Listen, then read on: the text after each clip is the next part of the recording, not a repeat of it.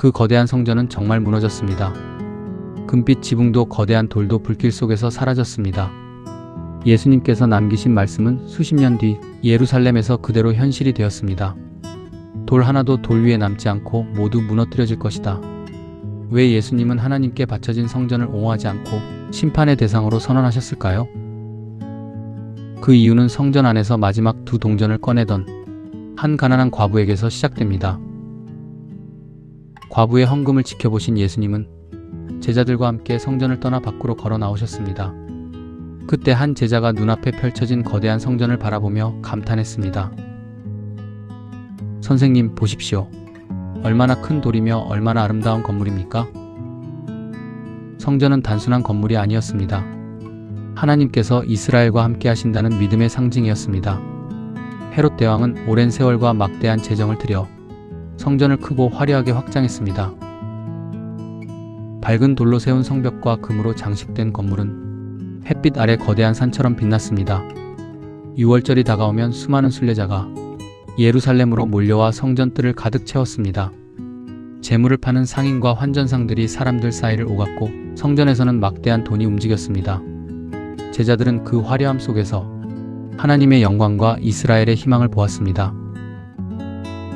그러나 예수님은 금빛 건물 뒤에 가려진 가난한 사람들의 눈물을 보고 계셨습니다. 조금 전 예수님은 서기관들이 긴 옷과 높은 자리를 좋아한다고 경고하셨습니다. 그들은 경건한 사람처럼 길게 기도했지만 뒤에서는 과부들의 가산을 삼키고 있었습니다. 바로 그 말씀 뒤에 한 가난한 과부가 헌금함 앞으로 조용히 걸어왔습니다. 그녀는 손에 쥐고 있던 가장 작은 동전 2개를 헌금함에 넣었습니다. 다른 사람들에게는 보잘것없는 돈이었지만 그것은 그녀의 전부였습니다. 예수님은 그 과부가 누구보다 많이 넣었다고 말씀하셨습니다. 부자들은 남는 것의 일부를 넣었지만 과부는 자신의 삶 전체를 내놓았기 때문입니다. 그러나 예수님은 과부의 믿음을 칭찬하신 뒤 성전의 제도까지는 칭찬하지 않으셨습니다.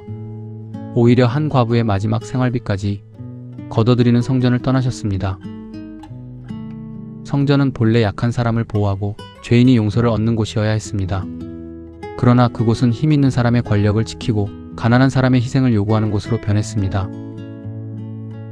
예수님께서 환전상들의 상을 뒤엎으신 이유도 바로 여기에 있었습니다. 내 집은 만민이 기도하는 집인데 너희는 강도의 소굴로 만들었다. 범죄를 저지른 뒤 몸을 숨기고 나쁜 짓을 또 모의하는 곳이 소굴입니다. 사람들은 성전에서 제사만 드리면 자신들이 안전하다고 믿었습니다. 성전 밖에서는 약한 사람을 짓누르고 다시 안으로 들어와 경건한 사람처럼 기도했습니다. 그들은 하나님의 이름 뒤에 탐욕과 불의를 숨기고 있었습니다. 성전은 돌이 무너지기 전에 이미 사람들의 마음속에서부터 무너지고 있었습니다. 제자들은 성전의 크기를 보았지만 예수님은 그 안에서 외면받는 사람들을 보셨습니다. 제자들은 금빛 장식을 보았지만 예수님은 경건으로 감춰진 탐욕을 보셨습니다.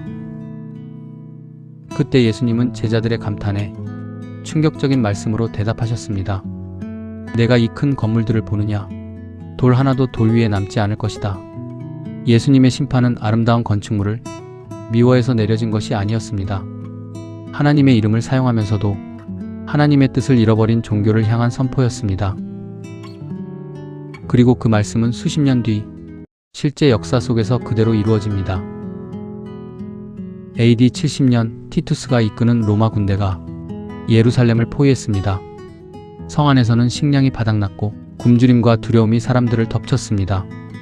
마침내 로마 군대가 성벽을 뚫고 들어오자 예루살렘 곳곳에서 불길이 치솟았습니다. 사람들이 영원할 것이라 믿었던 성전에도 거센 불이 붙었습니다. 금으로 장식된 건물은 무너졌고 거대한 성전은 검은 폐허로 변했습니다.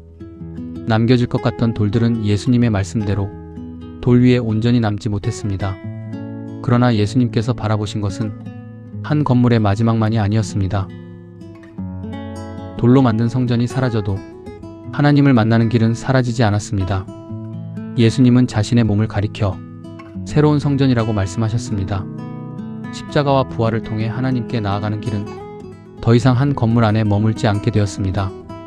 이제 하나님께서 머무시는 성전은 돌과 금이 아니라 사람의 마음과 삶 속에 세워집니다.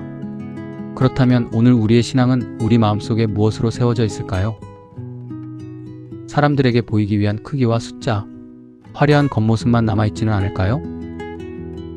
하나님은 우리가 쌓은 외형보다 그 안에서 누가 울고 있는지를 먼저 보십니다.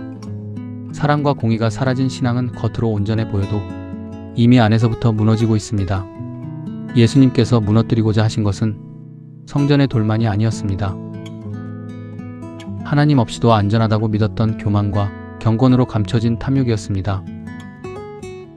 다음 편은 예수께서 성전에서 장사꾼들의 상을 엎으셔야만 했던 성전 청결의 첫 번째 사건을 따라가 봅니다.